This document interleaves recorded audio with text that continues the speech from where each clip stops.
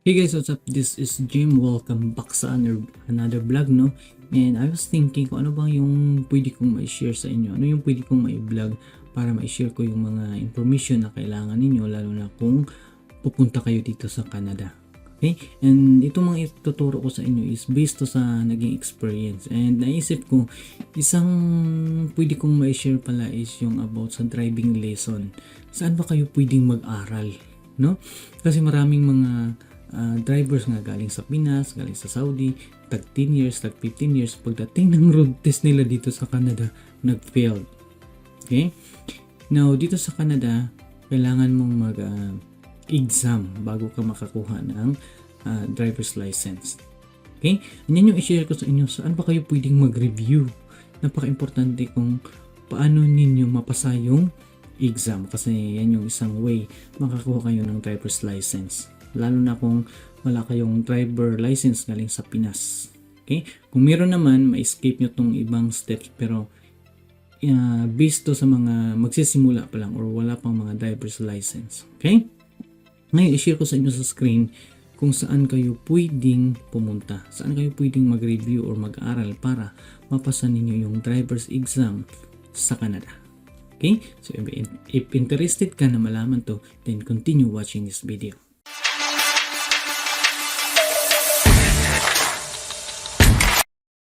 Okay. Ngayon, i-share ko dito sa screen para magka-idea kayo na meron palang isang website na makatulong sa inyo. Okay? So,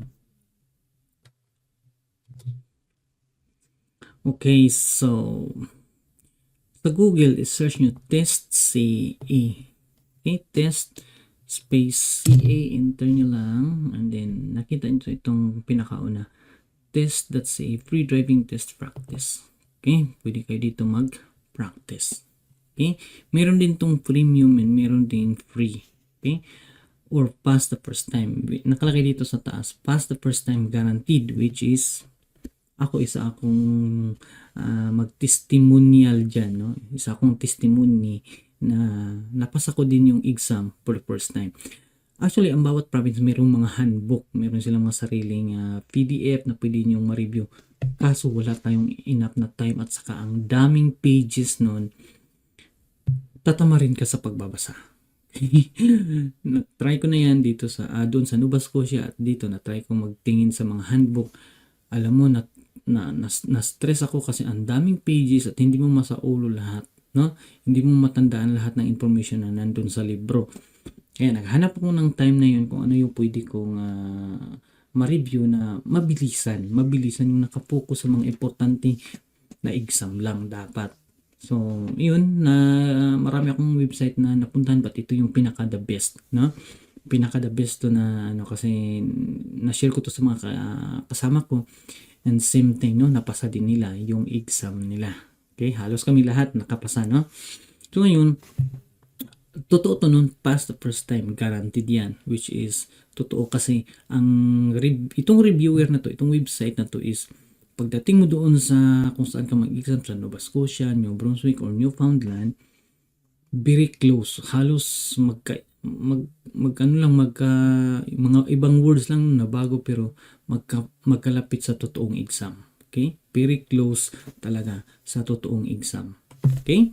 Once maintindihan mo kung paano yung mga tanong, pagdating doon sa exam, maintindihan mo na, ito yung ibig sabihin nun. Which is, ito talaga yung the best na website na na-discover ko back in last year, no? So, i-try natin, meron silang free test, no? Free practice test about sa driving lesson. Meron din silang premium. Okay? So, i-click natin tong take free practice test. Yan. And then, tatanungin ka kung anong province ka. Okay? So, let's say, mag-work ka sa Alberta, British Columbia, Manitoba. Piliin mo lang kung alin dito. So, since nasa Newfoundland ako, piliin ko tong Newfoundland and Labrador. Okay, i-click mo yan, no? Click mo yung Newfoundland and Labrador. Yan nakalagay. Anong gusto mo, car test or commercial test? So, mamili ka, no? So, meron ditong car test.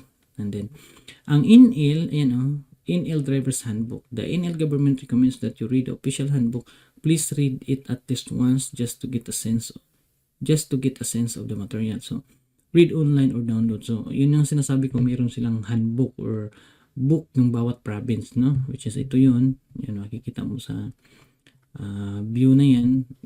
Na-try ko na to, nakakatamad. Okay, nakakatamad mag-aral. Okay? So, dito merong nakalagay practice test 1, practice test 2, practice test 3, no? So, meron ding easy marathon, meron ding hard. So, depende. Merong hardest, merong exam simulator, so behind the wheel. I would suggest dito kayo sa easy muna. Okay? So, NL practice test 1. Yan yung next. Meron ding practice test 2 dito sa baba. Okay? So, nakalagay dito, 1 to 40 questions, 6 mistakes allowed to pass. So, meron ka lang 6 na mistakes. Okay? So, pag in-next mo to, yan. Tapos may ads na lalabas, no? Close mo lang yan. Ito na yun. Perfect NL driving practice test. Perfect for learners and full adult driver's license. Based on official Newfoundland and Labrador 2024 driver's manual. Okay? So, yan yun. And then, what to expect on the official exam? 40 questions, 34 correct answers to pass, and minimum age to apply is 16. And passing score is dapat 85. Right? So, ito yun. Marami siyang, basahin nyo lang, no? Ito yung mga mostly na exam. Okay? List of question. Ito yung classic view. If you move to Newfoundland and Labrador and you hold a valid license from your province or country of origin, you can drive in Newfoundland and Labrador with that license. So, meron. Ito yung tanong no na 1 to 40. Pwede mo siyang i-print. Okay? So, simula ka dito sa start pre-practice test. Ayan. So, know your exam date. Select it here. Let's say, di mo natin alam. Let's say, ano na lang, sa November 11, no? November 11 hanggang, yun na lang, go to the test. Ayan. Alright, so, makikita mo dito na 6 mistakes allowed to pass para ka makapasa. So, 1 to 40 siya, no? Okay. How should you enter a dividend highway? Okay.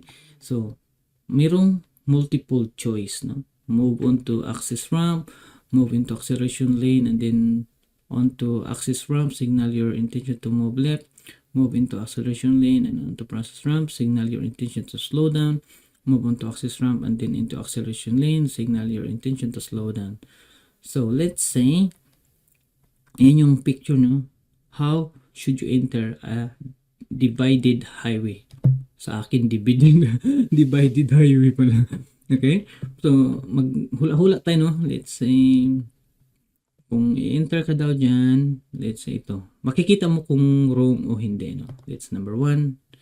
So, naka-check green. Okay? Your progress. Nakita nyo sa taas, your progress is correct. So, may explanation siya. To enter a divided highway, move on to access ramp and then into acceleration lane, signal your intention to move left. Then accelerate to match the speed of the highway traffic before you merge with it. Try not to slow down or stop in acceleration lane. Okay, so bawal mag-slow down sa highway. Right? Okay, next question. In rural areas of Newfoundland and Labrador, what following distance should a commercial vehicle maintain behind another commercial vehicle? Okay, so what following distance should a commercial vehicle maintain behind another commercial vehicle? Okay, the same following distance as per passenger cars, at least 100 meters, at least 150 meters, double following distance used for passenger cars. Okay, so let's say 100, no? Mali. Okay, so mali. So ang correct answer is at least 150 meters. Okay, pag mali, next question ka lang, no? When you intend to make a turn, you must obey the what? When you intend to make a turn daw, you must obey 8 second following distance rule, 10 seconds following distance rules, right of way rule, 9 second following distance rule. So, mayroon silang rules, no? when you intend to make a turn. So, sa inyo, try natin. Wrong din. Right of way rule pala. So, nakalimutan ko na to, no? Right of way rule, okay? So, to obtain a Class 5 Level 1 license, an 18-year-old applicant is not required to pass a vision test, complete an approved driver's prescription, get a proper curtain. I think this one. Pass. Di din. Mali din. Complete an approved driver's education program. Wala na, failed na ako dito, no? Matagal na kasi, no? Matagal na akong hindi nakapag-review. So, last year pa to. Hindi ko maalala, no? Pero, makuha mo dito, ulit-ulitin mo lang. Pwede kang mag-restart. May nakalagay dito, restart. Okay? So, what is the average reaction time required for an alert driver to step on the brake pedal after seeing danger? Okay? So, what is the average reaction time required for an alert driver to step on the brake pedal after seeing danger? So, let's say 1 second. No, 3/4 second pala. Okay? So, pag i-click mo tong 3/4 second, yun yung correct answer. So, next question. So, labas ko siya kasi ako nag-take no. Iba talaga dito sa Newfoundland, no? So, which of the following statement about backing up are true? Backing up to the nearest lane or traffic that is facing the direction you want to go. Turn and look behind you as you back up. Before backing up, check behind your vehicle from outside. All of the above. Let's say all of the above na lang. Good, no? So, may explanation yan. Bakit, no? Ayan. So, sagutan natin na hanggang 10 lang, no? And then, the rest kayo, ha? To make a U-turn safely, you must be on curb. There must be a U-turn sign. The road can be narrow as long as no other traffic is near. The road must be wide enough and no other traffic can be near. To make a U-turn safely, you must be let's say there must be a U-turn sign. The road must be wide enough and no other traffic can be near. Okay, that's the correct one. Okay, which of the following is the first and foremost step to winterize your car? Replace old windshield, use a black heater worm, install identical winter tires. This one. Okay, install identical winter tires. 9. What is the minimum safe following distance for ordinary passenger vehicles? Following distance, let's say 15. That's good. 15. What does this sign mean? Okay, so the road ends ahead, or a danger siguro. No, danger, there's a sharp turn ahead pala. Okay, so yan yun, no, nakakatuwa. So, what does this sign mean? So, maximum speed from this sign to the next one. Speed limit changes to 50 kilometers. So, ahead, no, siya. So, speed limit, I think. Good. Alright. Ang dami nating mali, no, sa exam na to. Pero, anyways, yan yung ma-share ko sa inyo, no, na pwede ninyong ma-review, no, lalo na pag pupunta kayo sa Canada or nandito na kayo sa Canada and gusto nyong mag-take ng exam for your driver's license. Yan yung isang website na nakatulong sa amin, no, na napasa namin for the first time. No retakes, isang unang subok, pasado kami. So, I hope nakatulong ito sa inyo, and i-try ninyo, no? I-try ninyo and alamin nyo kung saan kayong province, and then mag-practice kayo. Okay? So again, this is Jim. Thanks for watching and see you next time. Bye!